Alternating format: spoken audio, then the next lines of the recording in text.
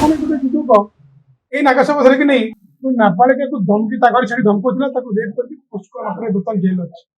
ତ ଏଗୁଡାକୁ ମଧ୍ୟ ଯଦି ପୁଲିସର କାମ ଏ କେସ୍ ଗୁଡା ଯେ ସାପ ରହୁଛି, ସାପଟା ଗୋଟେ ବନ୍ୟପ୍ରାଣୀ, ବନ ବିଭାଗର ମଧ୍ୟ ଗୁରୁତ୍ୱପୂର୍ଣ୍ଣ ଭୂମିକା ରହୁଛି। ଗଞ୍ଜାମ ଚିକିଟ ପାଖରେ ଜଣେ ବ୍ୟବସାୟୀକି ଅପହରଣ କରାଯାଇଥିଲା ଏବଂ ତାକୁ 2 କୋଟି ଟଙ୍କା ମୁଣ୍ଡ ଜମିନ ମାଗୁଥିଲେ ଏବଂ ତାକୁ ସାପ ଦେଇଥାଉ, ସାପ ପଇସା ମଗାଅ, ସାପ କାମୁଡି ଦଉ, ସାପ ରେସ୍କ୍ୟୁ ଚାଲୁ।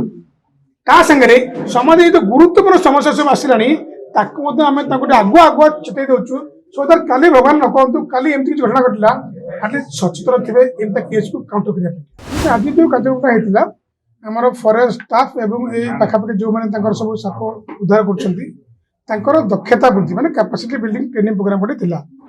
ଏଥିରେ ଆମର ରହିଲା ସାପକୁ ନେଇକି ବହୁତ ଗୁଡେ ଇସ୍ୟୁଜ ଅଛି। ଆମେ ଖାଲି ସାପ ଧରିବା ଜଙ୍ଗଲରେ ଯେଉଁ ଛାଡ଼ି ଦେଉଛେ ଦିଟା ପଏଣ୍ଟରେ ସରିଯାଉନି, ତା ଭିତରେ ଅନେକ ଗୁଡ଼ିଏ ପଏଣ୍ଟ ରହିଛି।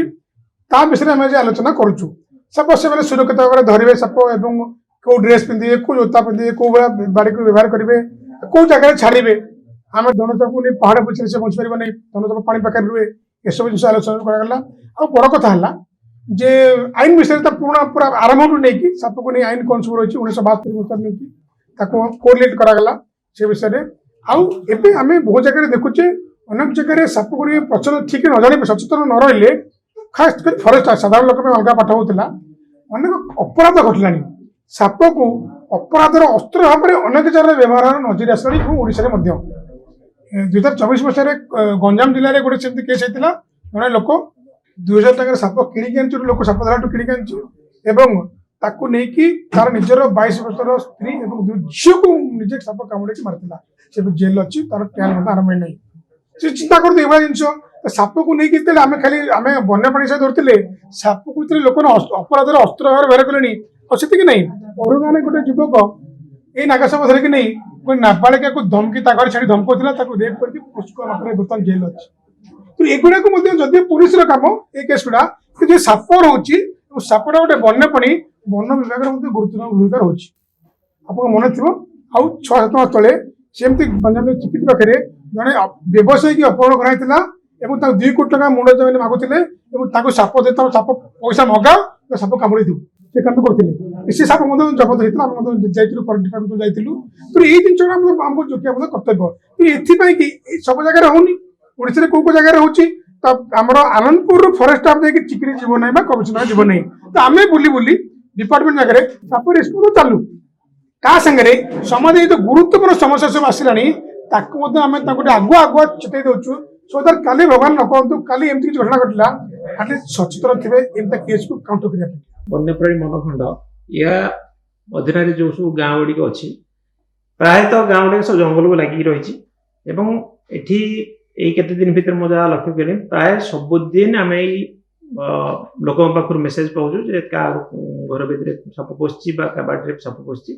ତେଣୁ ଏଇ ସାପଟାକୁ ସେଫଲି ସେ ଜାଗାରୁ ନେଇ ତାର ପୁଣି ଗୋଟେ ଅଲ୍ଟରନେଟିଭ୍ ହାବିଟାଟ୍ ସେଠି ଛାଡ଼ିବାଟା ହେଉଛି ଆମର ଦାୟିତ୍ୱ।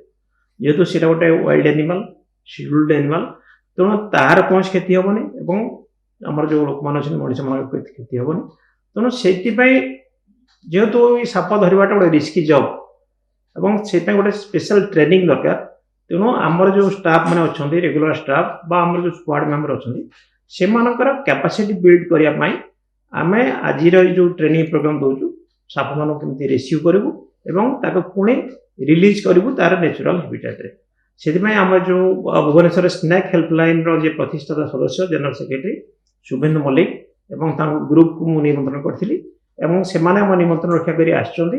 ଆମର ଯେଉଁ ଫିଲ୍ଡ ଷ୍ଟାଫ୍, ଆମର range officer, forester, forest guard, squad member ମାନେ ସମସ୍ତଙ୍କୁ ବର୍ତ୍ତମାନ ଟ୍ରେନିଂ ପ୍ରଦାନ କରୁଛନ୍ତି। ବର୍ତ୍ତମାନ ଆମ ଡିଭିଜନରେ 10 ଜଣ ପିଲା ଏ ସାପ ଧରୁଛନ୍ତି ଏବଂ ସେମାନଙ୍କୁ ସେଇ ସାପ ଧରିବା ସ୍କିଲ୍ଟାକୁ ଆହୁରି ଇମ୍ପ୍ରୁଭ୍ କରିବା ପାଇଁ ଏବଂ ସେମାନଙ୍କୁ ସେଫ୍ଟି ସିକ୍ୟୁରିଟି ଦେବା ପାଇଁ କ'ଣ କ'ଣ ଆବଶ୍ୟକତା ଅଛି, କେଉଁ ସେଫ୍ଟି ପ୍ରୋସେସରେ ସେମାନେ ଗଲେ ତାଙ୍କର ନିଜର ବି କିଛି କ୍ଷତି ହେବନି, ସେ ଡିଟେଲ୍ସ ଜଣାଇବା ପାଇଁ ଆମେ ଏଇ ଟ୍ରେନିଂ ପ୍ରୋଗ୍ରାମ ହାତକୁ ନେଇଛୁ ଏବଂ ଆଶା କରୁଛୁ ଆମେ ନିଶ୍ଚିତ ଭାବେ ଏଥିରେ ସଫଳ ହେବୁ।